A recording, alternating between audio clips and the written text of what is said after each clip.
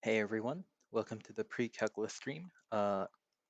Today, oh, is the stream not doing well?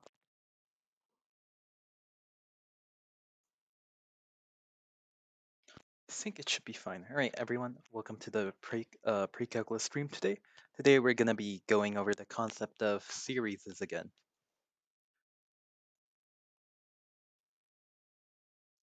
Yeah. So series, fundamentally, series are a way of representing what is known as sequences.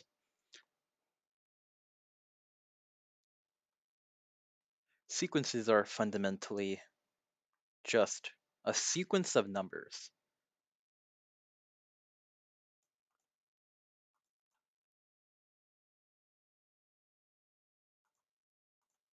So what I mean by this is it's any technical list of numbers.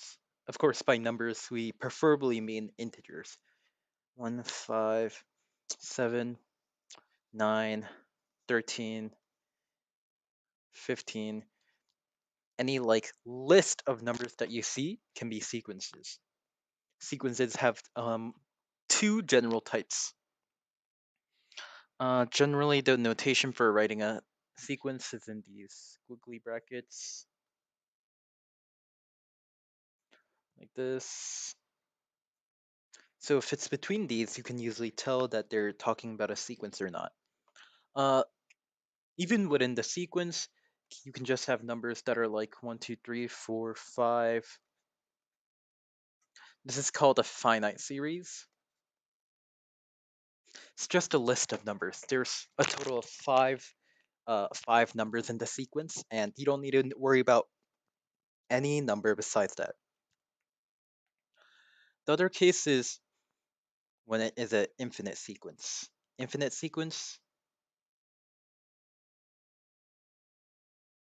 in the case that it's an infinite sequence, it'll usually have some type of dot dot dot after to indicate that it's going to continue on until it reaches infinity. Well, not until it reaches infinity, but essentially the list goes on forever until following the same rule as you see here. Uh, for example, the rule here is that, well, we're counting up by one each time, right? 1, 2, 3. So following that, the dot dot dot means that the rule is not going to change. If the rule changes, then they can't just do dot dot dot over it. To show an example of the rule changing, the the question will always give you an example before you actually do dot dot dot. The only point of doing this is really I mean, you could technically write this out.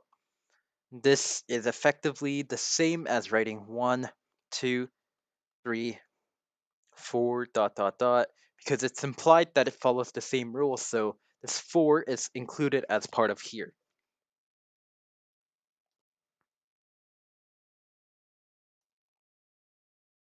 Now, going on more from here. Let's see what a series is then. So a series is a way of representing the sequence. Essentially, it's essentially an idea of coming up with a function that can represent a sequence. Now, how do we have a function represent a list of numbers? The general rule of thumb is that we need to understand the rule that the list follows. I mean, in this case, I mentioned it for the infinite, but the finite does also follow some type of rule, right? It starts at 1, ends at 5, and goes up by 1 each time. Even if it doesn't go infinite, the only difference between these two is that one was told to stop at 5 and the other kept going on. So the notation for these is drawn something like A of n. A of n refers to a specific number in one of these. For example, A of 1 means the first number in a sequence.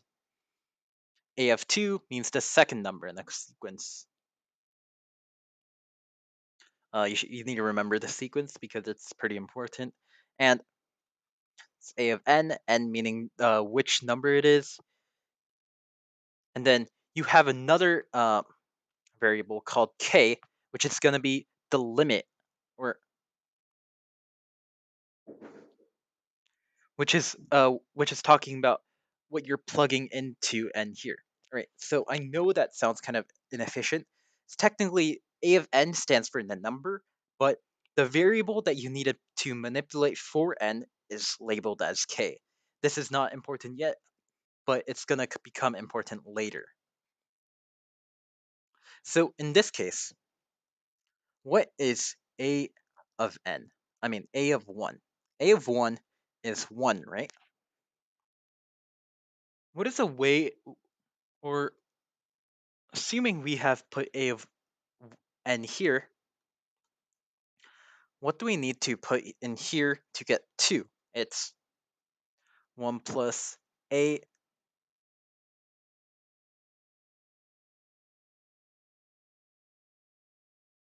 of n, right? Or effectively this.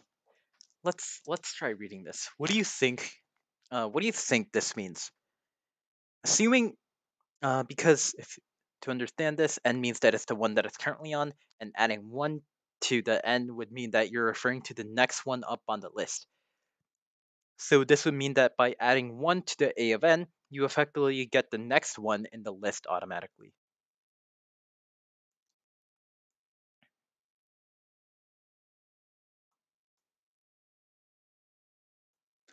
And this applies the rule. Using this rule, you can figure out the entire list, right? You plug in 1, we go on to 2, a of 2. Well, a of 2 is 2. Well, we figured out what a of 3 is, 3, and on and on. Now, what you need to do here is, in cases where it's a finite sequence, it's going to usually tell you when to stop. For example, it's going to say k is going to start at 1 and end at a certain number. And that x. Oh, and here's another thing.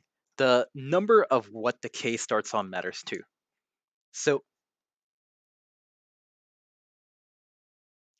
sometimes when they give you the rule, they don't always either start with a number in the sequence. Sometimes they might give you a of 0. I mean, 0, it doesn't make sense to have a 0th number, right? But sometimes they want you to start from 0. So in that case, adjust accordingly. Just account for the extra number in there, but don't include the original a of 0 as the first number in the sequence if they ask you for it. A of 0 is kind of like a placeholder thing. Usually they don't try to do this a lot, especially in cases like this, where you're required to construct a list because it's muddly. But if you do, just try to remember this concept.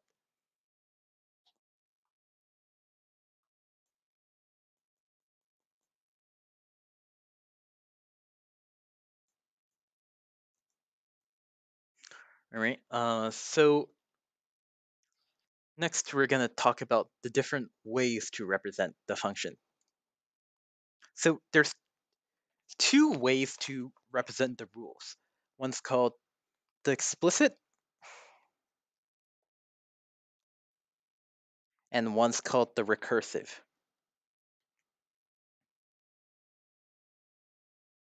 The example we showed to you is the recursive function. So assuming the entire sequence follows the same rules, explicit, how it works is it uses the n, it uses a function that uses the position of the function to construct a rule, while the recursive uses uh, the previous number that you know in the sequence in order to figure it out. N minus 1. That means the one right before. So, for example, if we were to do this, it would be a of n equals n. Simply that. If you think about it, well, what is n going to be? The first ratio, it's going to be 1, so this is just a of 1 is going to be 1. 2, a of 2 will be 2. A of 3, that'll be 4. I mean 3. A of 4, that will be 4. Recursive a of 1, we just showed you how to do it. Technically, while I've said this is different, the reason we write a of n instead of plus 1, the reason we do this over this is because sometimes when you subtract 1 from the n, let's say, you know how I gave you the example of how n starts from 0 sometimes? If you do that, you go to a of -1, and you're essentially like, what is that? That's not a real thing. Uh, and yeah, that's why. Uh,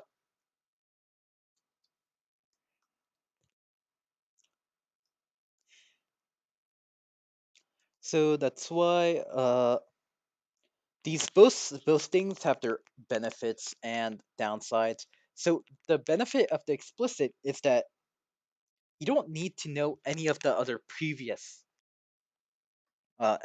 previous functions in order to figure it out. All you need to know is which one you need to figure out and the rule in order to construct the sequence. However, the downside is that because you're doing so much with the position, the rule ends up being more complicated because you need to add more steps to it in order to get there. As for recursive, the problem with it is that it relies on at knowing the position of at least one thing. Even if the recursive function was something like 1n plus 2 or something like that,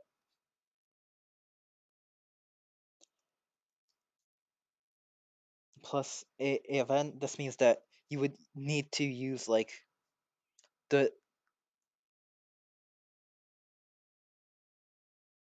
the previous second.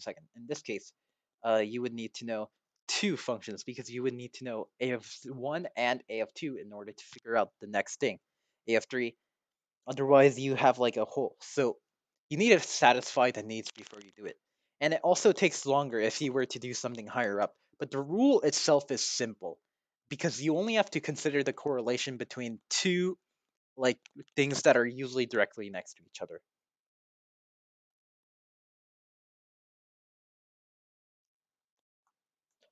Next, let's have a look at the types of rules. So types of rules can be split into geometric and arithmetic. And there's a couple more like power types that you don't need to know yet. You learned that in calculus, so it's like a heads up. But and they generally follow like they're an utilization of the geometrical, but don't worry about it yet. Arithmetic is when the rule is addition. Geometrical is when the rule is multiplication. Of course, just because it's addition does not necessarily mean that you're not going to see multiplicative signs in the arithmetic, especially if it's the explicit function. So remember how I told you the explicit function uses the position? How they usually work is they multiply the explicit function by how many times you needed to have added to the next step.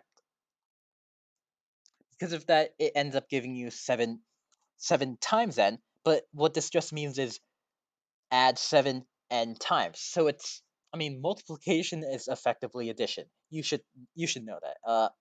It's a concept that if you don't particularly think about it, you might have some problem with because wait, I thought arithmetic was addition, but geometric is really clear.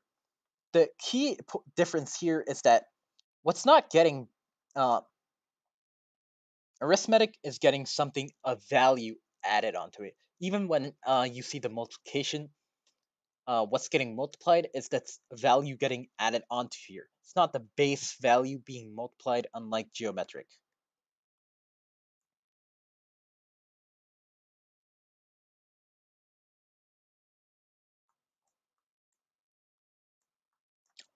Uh, and yeah, I think that's probably it for like the quick rundown on the series. We're gonna go over how to use summation notation in the probably next week in the next video. So I'm gonna end the stream here. Have a nice day.